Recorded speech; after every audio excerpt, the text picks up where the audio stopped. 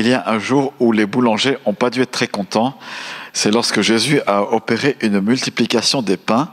Vous imaginez, 5000 personnes, et là, le texte précise que c'est seulement, on n'a pas compté les femmes et les enfants, on est allé directement au chef de famille à l'époque. 5000 hommes étaient là, donc on peut bien estimer qu'il y avait 15 000 personnes.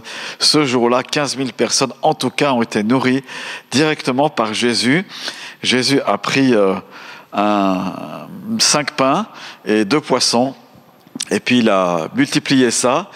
Je me suis dit, mais ça aurait dû être génial si on avait un microscope à balayage électronique qui nous montre l'ADN qui se multiplie, enfin les cellules qui se multiplient ce jour-là. Dieu a fait un miracle extraordinaire. Il a nourri, et le texte est relaté dans les évangiles à plusieurs reprises, il a nourri toute une foule. Voilà, mais on va surtout prendre le texte qui se trouve dans l'évangile de Jean.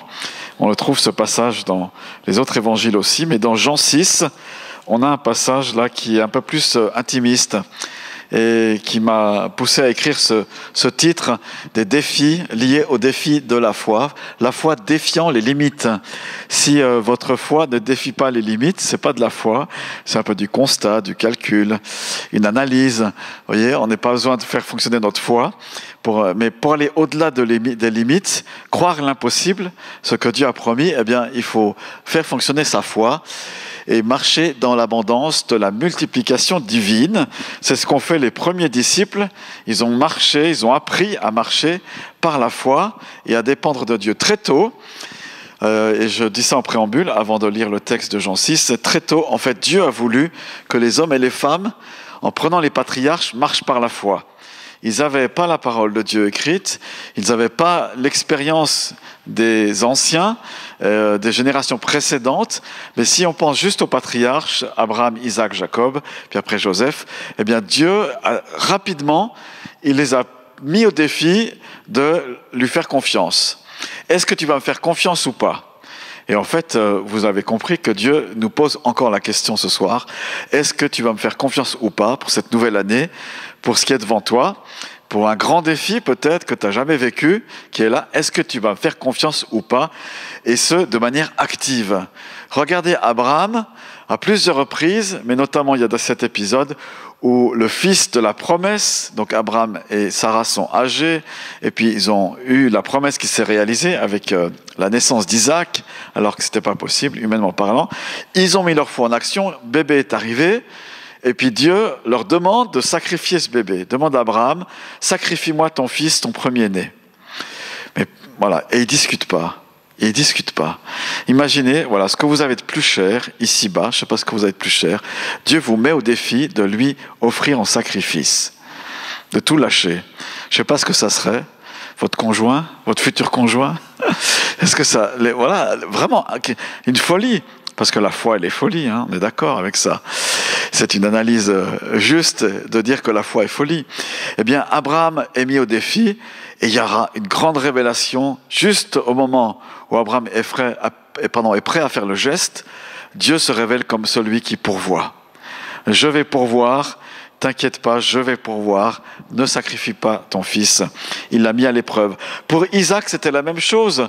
Isaac a été mis à l'épreuve et on en sait assez peu sur cette vie de Isaac, mais on sait qu'il marchait par la foi. Dieu lui a parlé et il lui a dit « Obéis-moi, tu verras, tu auras une grande descendance, tu auras beaucoup d'enfants. » Et dans Genèse 26, il y a juste ce petit épisode, dans un petit verset, là, Genèse 26, je crois, verset 12, où il est dit que dans ce terrain-là où il était, dans la terre, le pays où il était, parce qu'il était nomade à l'époque, Dieu lui dit de semer, et c'est une période de famine, donc il n'y a rien, mais il sème quand même le peu qu'il a, et Dieu bénit cette semence, et il va multiplier au centuple. Le texte mentionne le centuple. Donc quand toutes les circonstances s'opposent à la bénédiction, Dieu lui dit « sème » et tu vas récolter au centuple. Il y a de la foi là-dedans. Hein. Isaac vient nous apprendre comment avoir la foi dans nos temps. Et puis pour Abraham, Isaac, Jacob, c'est la même chose. Voilà, il va multiplier aussi Tu vas marcher par la foi, il va combattre, etc. Voilà, tous ces défis de foi, ils les ont traversés, et ça nous sert d'exemple. Et on arrive bien des années après, au temps de Jésus-Christ, Jean chapitre 6. Je vais demander à quelqu'un de lire. Qui voudrait lire ce merveilleux texte, Jean 6, verset 1 jusqu'au verset 13. Qui veut lire peut venir au micro. Merci. Qui sait lire? Oui, vas-y. Ah, bah Marie-Claude, allez. Marie-Claude vient seulement. Donc c'est dans Jean 6, versets 1 à 13. Ouais. Après cela, Jésus s'en alla de l'autre côté du lac de Galilée, ou lac de Tibériade. Une grande foule le suivait, parce que les gens voyaient les signes miraculeux qu'il faisait sur les malades. Jésus monta sur la montagne, et là, il s'assit avec ses disciples. Or, la Pâque, la fête juive, était proche. Jésus leva les yeux et vit une grande foule venir vers lui. Il dit à Philippe, « Où achèterons-nous des pains pour que ces gens aient à manger ?» Il disait cela pour les mettre à l'épreuve, car lui-même savait ce qu'il allait faire. Philippe lui répondit, « Les pains qu'on aurait pour 200 pièces d'argent ne suffiraient pas pour que chacun en reçoive un peu. » Un de ses disciples, André, le frère de Simon, Pierre, lui dit, « Il y a ici un jeune garçon qui a 5 pains d'orge et 2 poissons. Mais qu'est-ce que cela pour tant de monde ?» Jésus dit, « Faites asseoir ces gens. » Il y avait beaucoup d'herbe à cet endroit. Ils s'assirent donc. Au nombre d'environ 5000 hommes. Jésus prit les pains, les remercia Dieu et les distribua aux disciples qui lui donnèrent à ceux qui étaient là. Il leur distribua de même des poissons autant qu'ils en voulurent. Lorsqu'il fut rassasié, il dit à ses disciples, « Ramassez les morceaux qui restent afin que rien ne se perde. » Ils les ramassèrent donc et ils remplirent 12 paniers avec les morceaux qui restaient des 5 pains d'orge, après que tous eurent mangé. À la vue du signe, le miraculeux que Jésus avait fait, ces gens disent, « Cet homme est vraiment le prophète qui doit venir dans le monde. » Merci. Oui, merci beaucoup. Merci. Le texte, on est plongé un peu dans l'intimité des disciples. Il y a plusieurs manières de souligner certains versets de ce texte. On a dit, il faut apporter tes 5 pains au Seigneur et tes 2 poissons, il va multiplier, etc.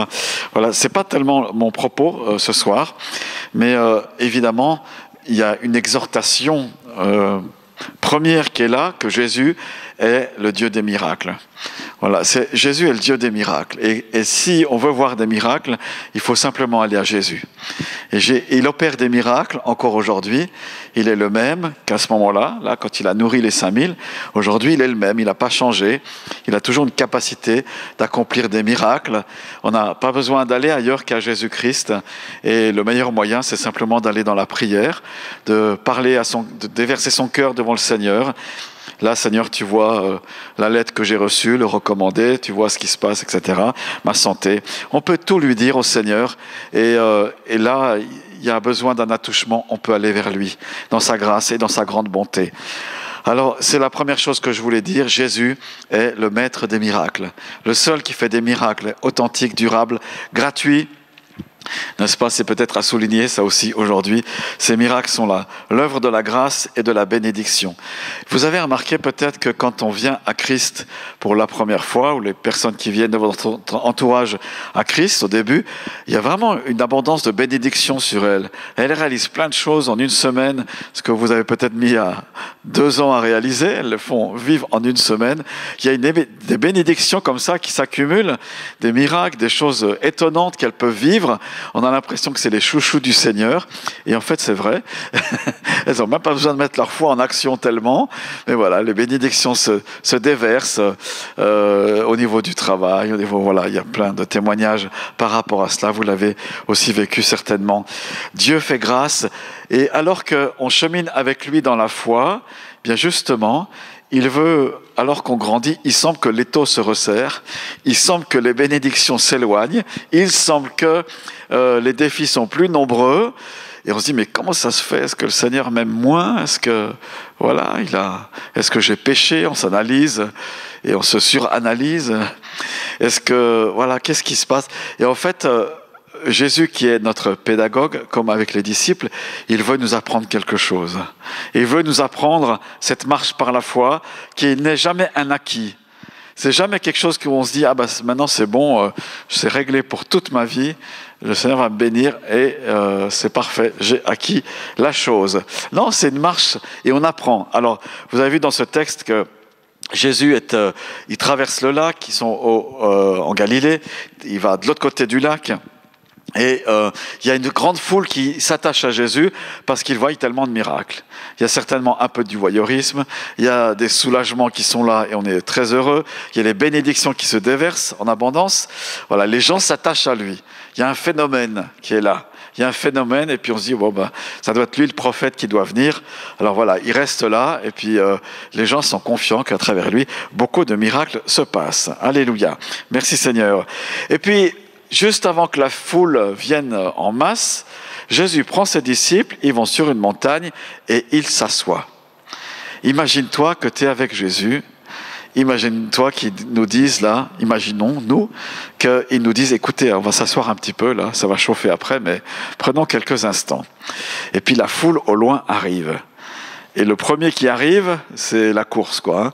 La course à celui qui veut toucher le bord du vêtement de Jésus. J'imagine ça, les enfants, les femmes malades, les hommes malades, les handicapés, etc. Tout le monde veut voir et écouter Jésus parce qu'il est le faiseur de miracles.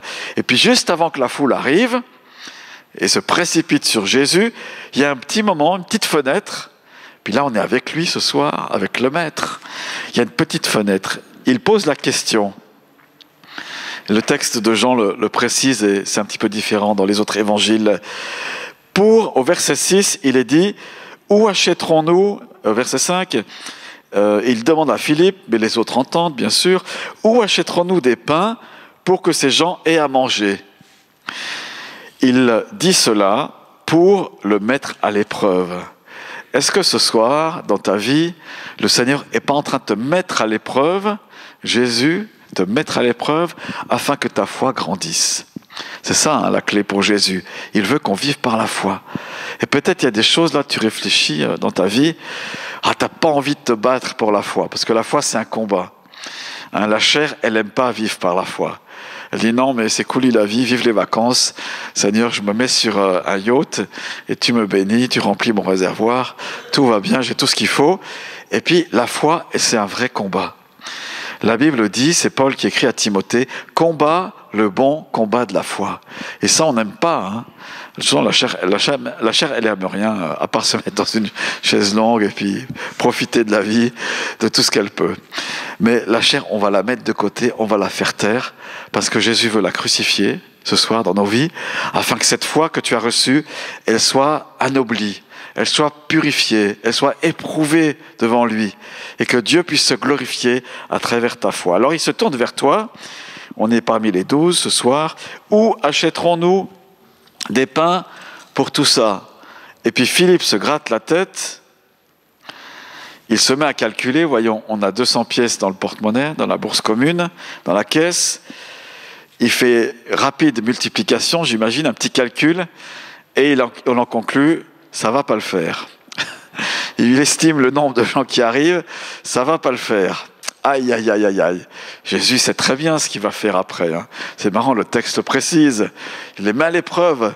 Dis donc, Philippe, où est-ce qu'on va acheter, tu as vu une boulangerie sur le chemin, pour nourrir ces milliers de personnes? Ça va pas le faire, répond Philippe, c'est moi qui paraphrase. Rapide calcul, 200 pièces, 5000 personnes, c'est pas possible. Ou alors il y a chacun une petite miette. Et puis, il y a André qui est par là, il se mêle au dialogue. André, le frère de Simon, le texte précise. Pierre, on ne sait pas ce qu'il pense, en tout cas, c'est pas marqué, les autres non plus. Hein, ils ont dû discuter, ils ont dû écouter là, ce petit dialogue. Ils se sentent peut-être mal à l'aise, tiraillés, peut-être fatigués, pas envie de combattre dans la foi, n'est-ce pas? Et puis André répond, là c'est le deuxième, il y a ici, donc André le frère de Simon, verset 8, verset 9, il y a ici un jeune homme qui a 5 pains d'orge et 2 poissons, mais qu'est-ce que cela pour tant de monde? Donc André aussi réfléchit, il voit ce qu'il y a dans le sac du jeune homme, il se gratte la tête et il répond comme André, ça va pas le faire. Comme Philippe, ça va pas le faire. Évidemment, c'est pas la foi qui parle. Hein. Quelle est la foi de Jésus? Quelle est cette foi de Jésus? Parce que Jésus a la foi, évidemment. C'est lui, le chef de ta foi. Il faut venir à lui pour que ta foi éprouvée grandisse. Qu'est-ce que Jésus dit? On a peut-être un raccourci, là, on ne sait pas trop. Il entend André qui dit « ça ne va pas le faire non plus ». Et il y a ce jeune homme, quand même, qui est là. Tiens, 5 pains, 2 poissons. Je ne sais pas si c'est du poisson frais. Non, je ne pense pas. Du poisson fumé. J'imagine, hein, je ne sais pas. Mais on est au bord du lac, alors voilà. Est-ce qu'ils mettaient le pain? Non, oui, on mange du poisson cru des fois. Hein. Les petits poissons, là. Ouais. Bref, avec une tranche de pain, ça doit être bon. Il y en a 5. On a le menu. Il y en a 5 qui sont là et 2 poissons. Quelle est la foi de Jésus? Comment je vous pose la question, hein, comment elle se manifeste la foi de Jésus là? Qu'est-ce qu'il fait? Ou qu'est-ce qu'il dit? Dites-moi. Verset 10. Comment sa foi se manifeste? Oui, j'entends. Dites-moi. Oui, et juste avant, oui, il fait asseoir les gens. On va se calmer, n'est-ce pas? Les disciples, c'est bien beau, là où vous en êtes. J'aimerais que vous puissiez vivre par la foi. Il les fait asseoir et il remercie le Seigneur. Et puis là, il en distribue. Le texte précise que c'est lui un peu qui distribue. Dans les autres textes, c'est les disciples. Là, mais voilà, Jésus, il prend part. Il prend les pains, il commence à distribuer. Il est là en serviteur, n'est-ce pas? Il commence à distribuer les pains et les poissons. Et puis regardez le texte, j'aime bien ce que écrit l'apôtre Jean ici. Jésus prit les pains, remercia Dieu, c'est le verset clé quand même, et les distribua aux disciples qui les donnèrent, à ceux qui étaient là. Il leur distribua de même des poissons autant qu'ils en voulurent. Autant qu'ils en voulurent, ça me rappelle le verset dans Esther où il est dit que quand le roi a fait une fête, il a convoqué tout son royaume et il a distribué le vin avec une générosité royale. J'aime bien cette expression. Jésus fait preuve de générosité royale. Les caisses du ciel sont pleines, n'est-ce pas? Et il les distribue. Il passe vers quelques personnes avec les disciples. Toi, t'en veux? Ah, je suis plein, Seigneur. Bon, allez, on en profite, on y va. Encore un poisson, s'il te plaît. N'est-ce pas? Je sais pas, vous avez déjà... je sais pas si vous avez... exagéré pendant ces fêtes. On se dit quand on voit les bons plats qui sont là, bon allez encore un petit peu, c'est pas grave, on fera régime après. Allons-y, c'est parti. J'imagine vraiment la folie quoi qui est là. Les gens peuvent manger à satiété, ils ont faim, etc. Dieu fait un miracle au travers des mains de Jésus. Jésus a la foi extraordinaire. Et tu sais quoi, la bonne nouvelle ce soir, c'est que tu as une mesure de foi qui, si tu débarrasses un petit peu ce qu'il y a autour, elle est suffisante pour permettre à la grâce divine de se manifester. Je reviens à mon propos du début. On voit les nouveaux convertis qui viennent au Seigneur, ils sont tellement bénis, plein de choses. Puis après, là, ça se resserre un petit peu. On dirait, c'est parce que Jésus veut que ta foi, elle soit active, elle soit au top et que tu prennes soin de cette foi. N'est-ce pas? On a un corps, on prend soin de lui. En général, la plupart du temps, l'hygiène, etc., on fait attention. Eh bien, ta foi, c'est pareil. C'est à toi de prendre soin d'elle. de t'en occuper, de la nourrir, de la fortifier, parce qu'il est dit que sans la foi, sans ta foi, c'est impossible que tu plaises à Dieu. Comment faire plaisir à Dieu dans cette année 2024? Mets ta foi au service de Dieu. Mets-la en route, active-la, la laisse pas s'endormir. Ok, il y a un travail, il y a un salaire, il y a tout ce qu'il faut, mais il y a des défis qui seront là cette année. Eh bien, ces défis sont peut-être là pour te mettre à l'épreuve dans ta foi, afin qu'elle permette ta foi à toi, à la grâce divine, à la faveur divine de se manifester. Parce qu'il y a peut-être des choses, si tu ne la mets pas en route, ta foi, la faveur, elle sera retenue. Bah oui, il y a la bénédiction de Dieu, bien sûr, la vie est là, la grâce de Dieu est là pour tous. Mais il y a des choses par lesquelles tu vas passer, par lesquelles veut que tu passes. Et si ta foi est en route, ben là, ça va déclencher la faveur du ciel. Amen, hein? Gloire à Dieu. On peut, par notre foi, mettre en route la grâce divine. C'est pas merveilleux, ça, quand même, hein? C'est fabuleux. Multiplication divine, abondance divine, et participer à cela. Alors oui, les disciples, après, ils ont été boostés dans leur foi. Mais après, ils l'ont un peu laissé dormir, cette foi. Ils ont paniqué en disant « Oh, mais il y a la tempête qui est là, comment ça se passe ?» Puis Jésus les reprend et dit « Vous vous rappelez pas cette multiplication des pains qui s'est passée? Elle va se manifester. » Amen. Donc tu te tournes vers ton voisin et tu dis « Mets en route ta foi cette année. » Et tout de suite. Maintenant. Voilà, mettez en route votre foi. Tout de suite. Multiplication des pains, etc.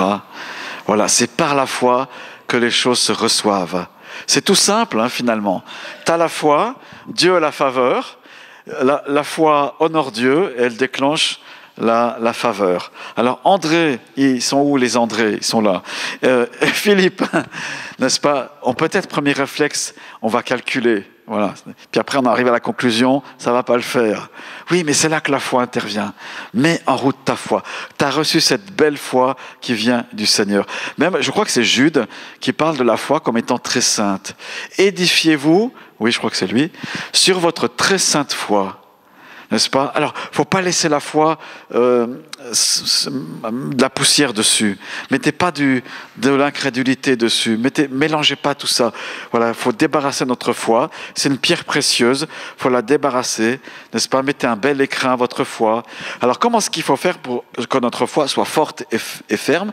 Ben, c'est la Bible qui le dit encore. Romains 10, 17, la foi vient de ce qu'on entend. Et ce qu'on entend vient de la parole de Christ.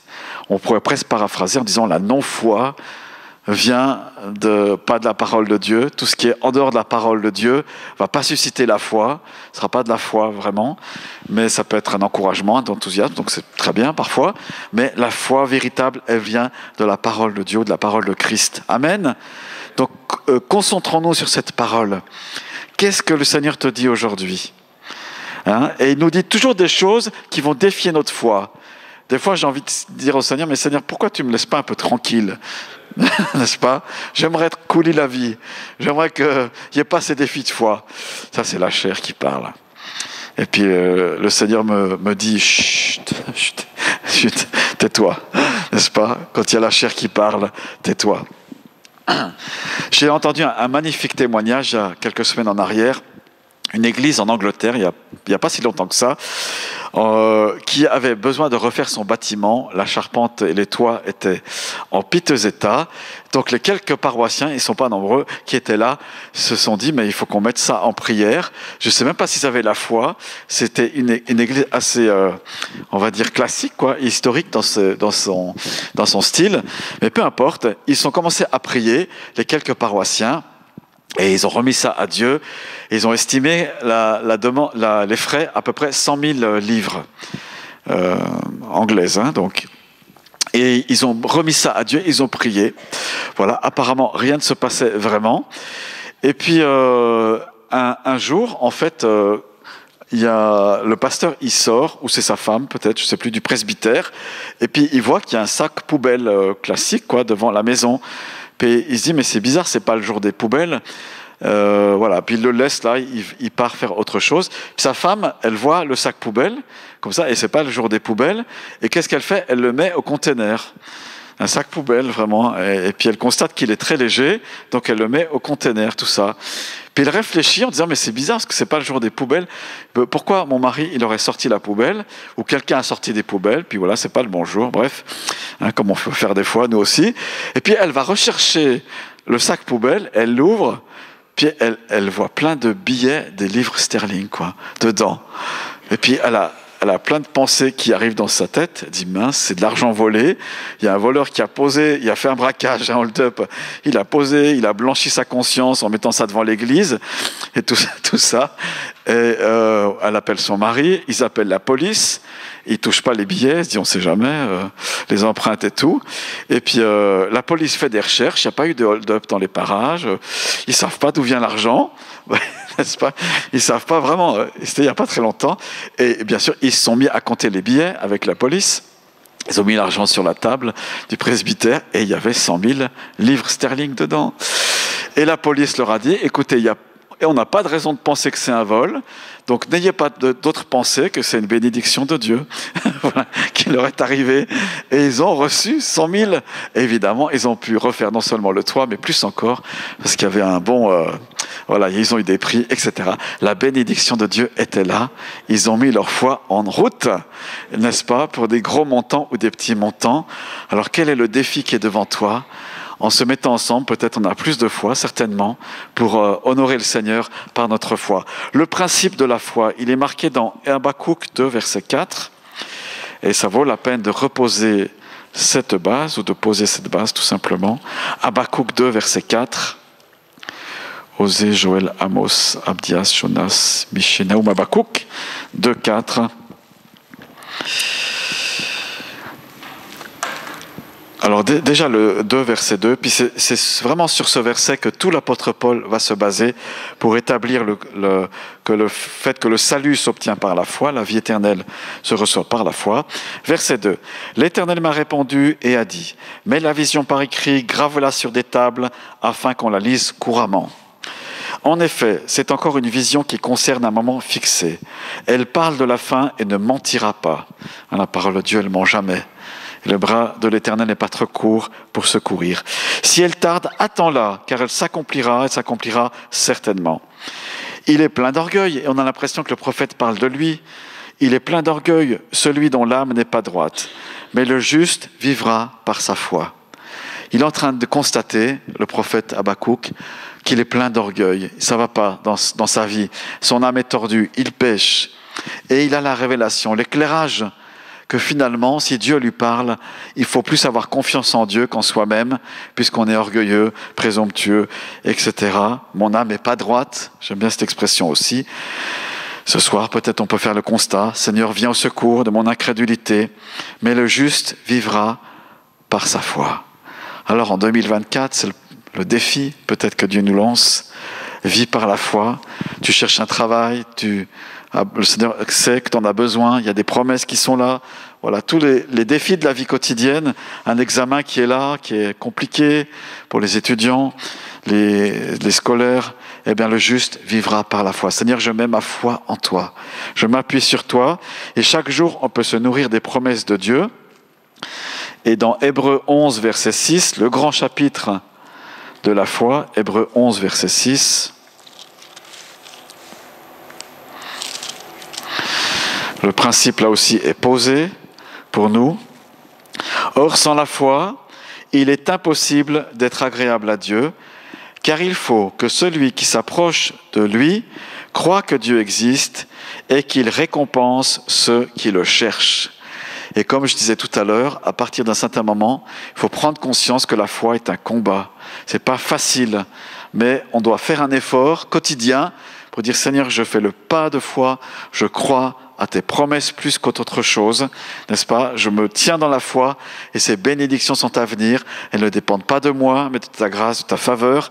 Et ta foi va ouvrir les écluses des cieux, déverser les bénédictions célestes sur ta vie et manifester sa gloire. Pendant 3 années, Anne et moi, puis après il y avait notre fils aîné qui était là, nous a rejoints. Pendant 3 années, on a vécu de la grâce de Dieu. On était en école biblique avec Anne, et je dois dire, c'est là que vraiment on a pu voir la fidélité divine au travers de frères et sœurs ou d'événements extraordinaires que Dieu a produits. Dieu a pourvu pendant 3 années d'école biblique pour Anne et moi. On a vu sa fidélité. Puis les factures, elles ne s'arrêtent pas, quoi. C'est pas parce que vous vivez par la foi que les factures vont s'arrêter. Au contraire, elles sont bien là. Mais la foi nous donnait de ne pas craindre le lendemain et de voir la fidélité de Dieu. Le frigo était toujours approvisionné. Je n'ai pas souvenir qu'on s'est dit, mince, comment on va faire? Je crois pas. Hein. Le frigo, les assurances maladie étaient payées. Vraiment, Dieu a été fidèle. 3 années. Alors voilà, ça nous a été demandé et Dieu nous a fait grâce dans ce moment-là. Où en es-tu? Eh bien, compte sur la fidélité divine pour ta santé, pour d'autres choses. Et puis il y a un avertissement qui nous est donné dans Marc 11, versets 23 et 24 sur le principe de la foi. Est-ce que quelqu'un peut venir au micro et lire Marc 11, vous l'aurez cité, peut-être qu'il y en a qui le savent. Marc 11, versets 23 et 24, là c'est aussi Jésus qui défie la foi de ses disciples. Alors, qui aimerait lire? Ah ben voilà, Nicole, c'est très bien. Marc 11, 23, 24. Marc 11. Voilà, et puis c'est... Depuis. Je vous le dis en vérité, si quelqu'un dit à cette montagne, retire-toi de là et jette-toi dans la mer, et s'il ne doute pas dans son cœur, mais croit que ce qu'il dit arrive, il le verra s'accomplir. C'est pourquoi je vous le dis, tout ce que vous demanderez en priant, croyez que vous l'avez reçu et cela vous sera accordé. Merci beaucoup. Ouais. Merci. Voilà. Vous vous rappelez, je nous le rappelle ce soir que en fait, la foi, elle s'accorde à nos paroles. Ce que tu dis, ça trahit ta foi, entre guillemets. Ce que tu déclares, ce que tu proclames dans ta chambre à coucher, devant le Seigneur, c'est là ta véritable foi. Alors, ce n'est pas interdit de répandre son âme devant Dieu et de trouver dans la communion avec le Seigneur, bien sûr, du secours et du soutien. Mais à un moment donné, comme je disais tout à l'heure, notre foi doit grandir. Et la foi qui grandit, elle annonce, elle proclame des choses. Et il faut le faire devant les autres avec sagesse, parce que peut-être certains autour de nous n'ont pas cette qualité de foi. Donc il ne faut pas se laisser écraser par une non-foi qui pourrait être ambiante. Mais par contre, il faut nourrir sa foi. Et la foi, elle déclare les choses et les promesses de Dieu, n'est-ce pas? Et c'est pour ça, dans le psaume 143, c'est pour ça que le psalmiste se rend compte de ce principe et il va demander à Dieu. Et on peut faire cette même prière, je termine avec ça ce soir, psaume 141, verset 3. Éternel, écoutez cette prière, hein, garde ma bouche, veille sur la porte de mes lèvres. Et on a plein d'affiches en ce moment, des versets bibliques, là, les jaunes et bleus, et notamment celui vers chez nous, c'est ne dites jamais du mal des autres. N'est-ce pas? C'est intéressant, il faut dire du bien des autres et se forcer peut-être à le faire, mais la foi, elle proclame le bien sur nos propres vies, elle permet à la faveur divine de se manifester. Alors peut-être faut faire cette prière, mets une garde à ma bouche. Seigneur, j'ai trop parlé. Des fois on dit ça, hein? Oula, j'ai fait des dégâts, le mal est fait, mince. N'est-ce pas? Attention à nos bouches, sanctifie nos lèvres. C'est la prière aussi de Ésaïe, dans Ésaïe 6. Je suis quelqu'un dont les lèvres sont impures. Alors voilà, notre foi s'aligne sur la parole de Dieu et notre bouche s'aligne sur notre foi qui se nourrit de la parole de Christ. Seigneur notre Dieu, merci parce que tu aimes bénir et tu aimes à voir notre foi se fortifier, s'affermir en toi.